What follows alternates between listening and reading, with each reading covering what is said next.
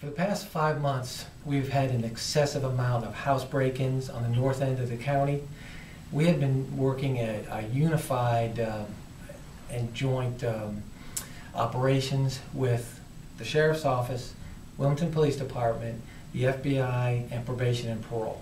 And this morning, we were able to arrest 5 individuals who we believe have been working together in a concerted effort to commit all of these crimes, and we're now in the process of charging them with the house break-ins. If you have some questions, we can answer some of the questions. Certainly. Do you think that there is anyone else who could have been involved who's still out there as a threat?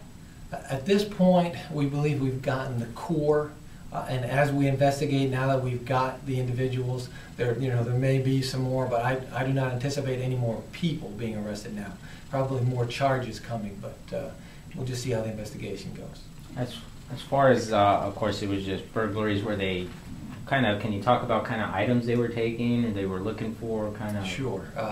Most of these were daytime house break-ins, and they took electronics, money, jewelry, guns, so pretty much anything they could find in the house of value they were stealing.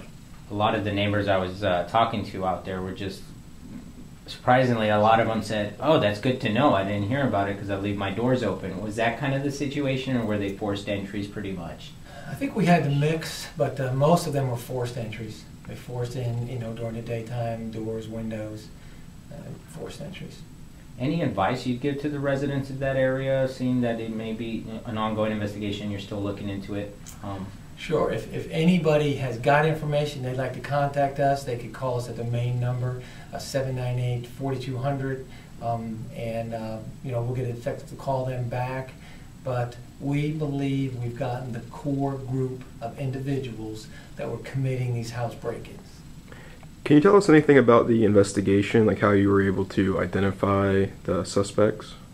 A lot of hard work, and you heard the different agencies that I mentioned. Again, when we work together, when we share resources, we got information from the citizens, and so together with a lot of hard work by our detectives, we were able to make these arrests.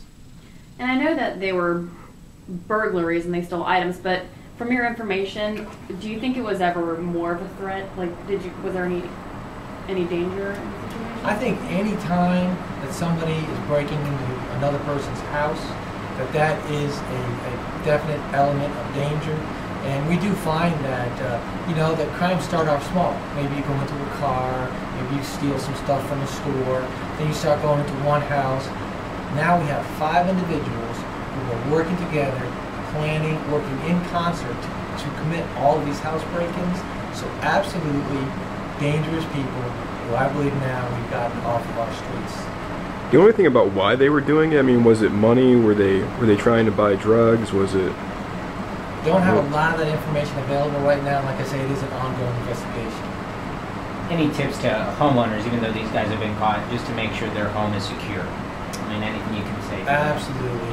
If you lock your house, the typical nosy neighbor, if you have people that are home during the day, then they're the ones that can call us and tell us something's going on.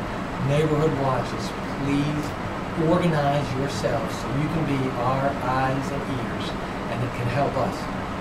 Any chance these individuals have a past of larceny or burglary, anything like that, that you may be able to say, or did they have a past at all?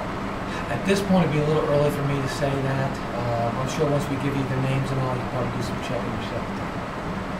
In previous stories we did, some people expressed that they were a little upset with the process, and they think, not a lot of work was done on their behalf. What would you have to say to that? I think if you'll think back, we call this Operation Patience. 5 months long, a lot of hard hours, a lot of investigation done, a lot of frustration on our part, but patience.